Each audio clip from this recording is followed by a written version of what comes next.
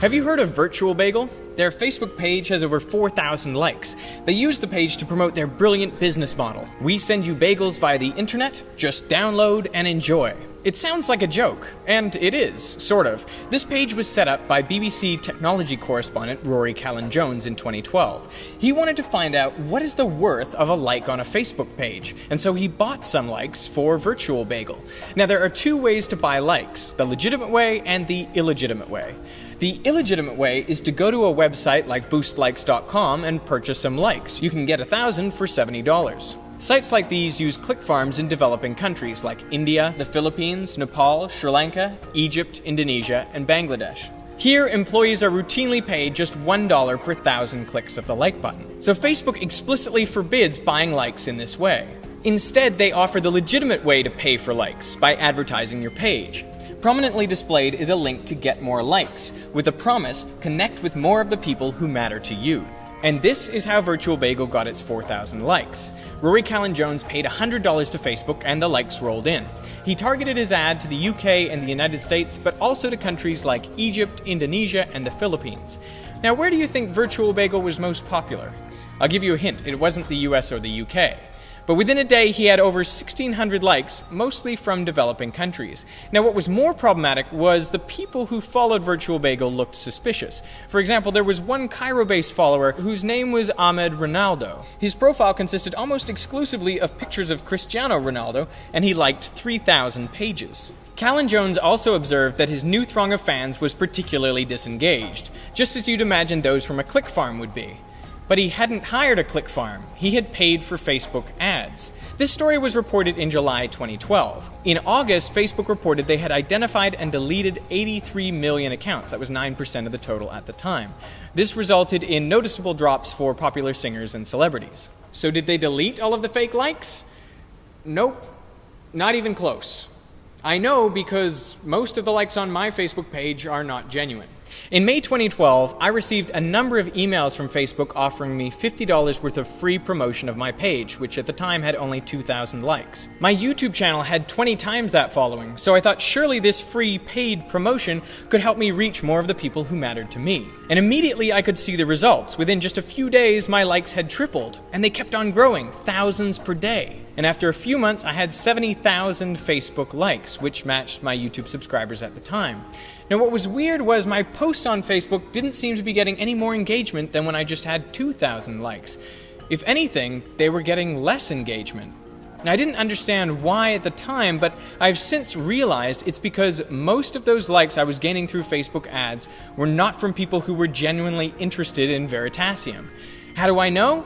Well, because fake likes behave very differently from real followers. Have a look at this graph of the engagement of my Facebook followers. Now here I'm plotting countries as bubbles. So this is Canada, and the size of the bubble represents the number of likes I've received from that country. So this is the United States. It's a nice big bubble. Now I'm ranking these countries on the horizontal axis based on what percentage of the likes have engaged with my page this month. So as you can see, roughly 30% of Canadians and Americans have engaged with my page, but they are not as active as the Germans, where over 40% of my likes have engaged, and they are not as active as the Austrians, a small but passionate group of Veritasium fans at nearly 60%. These are all of the other Western countries, so you can see that it's common for between 25% and 35% of my page likes to engage with my page every month. Now here is Egypt, where less than 1% of my likes have engaged with my page. Now this is India, the Philippines, Pakistan, Bangladesh, Indonesia, Nepal, and Sri Lanka. That's a big following, but no engagement. Together, all of these countries make up 80,000 likes. That's roughly 75% of the total likes I had before my last video. And these are the profiles that followed me when I used Facebook advertising. And they're worse than useless. Here's why. When you make a post, Facebook distributes it to a small fraction of the people who like your page, just to gauge their reaction. If they engage with it by liking, commenting, and sharing, then Facebook distributes the post to more of your likes and even their friends. Now, if you somehow accumulate fake likes, Facebook's initial distribution goes out to fewer real fans, and therefore it receives less engagement, and so consequently you reach a smaller number of people. That's how a rising number of fans can result in a drop in engagement. And from this, Facebook makes money twice over. Once to help you acquire new fans, and then again when you try to reach them. I mean, your organic reach may be so restricted by the lack of engagement that your only option is to pay to promote the post. What's worse, there is no way to delete fake likes in bulk. All you can do is try to target posts around them. And I should reiterate, I never bought fake likes. I used Facebook's legitimate advertising, but the results are as if I had paid for fake likes from a click farm. Now you might think the solution to all of this is just to exclude countries with click farms from your ad campaigns, but unfortunately the problem goes much deeper.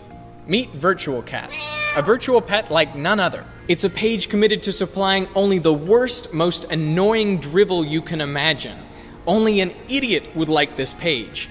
And that's not just my opinion, that's actually what it says in the page description. And I should know because I wrote it. I created this page yesterday, and then I paid $10 to advertise the page through Facebook, targeted only to cat lovers in the United States, Canada, Australia, and the UK. Now, I expected that because I had excluded all of the big click farm countries, and because the page is so terrible, that I basically wouldn't get any likes. But within 20 minutes, I had blown through my whole budget, and I got 39 likes. So who are these people liking a blank page and costing me 25 cents a piece? All of the profiles were from the places I had targeted, mostly the US, but there was something strange about them. All of these people liked a lot of things, like hundreds and thousands of things. And a lot of the things they liked were odd too. Like in one account, this person liked T-Mobile, AT&T, and Verizon. They liked Jeep and Lexus and Mercedes and Volvo and Volkswagen. They liked everything. Other accounts I saw, they liked kitchen scrubbers and they liked mouthwash. Who reports that on their Facebook page? It baffles me. So the real mystery to me is why someone somewhere would click on ads that they didn't care about without making money from them. I mean, I don't think these clicks came from bots. They're too easy to identify and eliminate. And I also don't think for a second Facebook would pay click farms to click on those ads to generate revenue for them. So it really seems like a mystery. And then in this article, I found what I think is the most reasonable hypothesis. Click farms click the ads for free. In order to avoid detection by Facebook's fraud algorithms, they like pages other than the ones they've been paid for to seem more genuine. I mean, you can imagine 1,000 likes on a particular page coming from one geographic area in a short period of time would seem pretty suspicious. But buried in a torrent of other like activity, they would be impossible to identify. So workers at these click farms will literally click anything. I mean, where do you think Facebook's security page is most popular? Dhaka, Bangladesh. What about Google? Dhaka. What about soccer star David Beckham? It's actually Cairo. But you take my point. So wherever you're targeting, advertising your page on Facebook is a waste of money. I wish Facebook would remove the fake likes from my page and from all the others. But that would mean admitting that they have generated significant ad revenue from clicks that weren't genuine, which then suppressed the reach of pages who had low engagement, forcing those pages to pay again to reach inauthentic fans. So the truth is, Facebook benefits by maintaining this status quo, because the reality is, nobody likes this many things.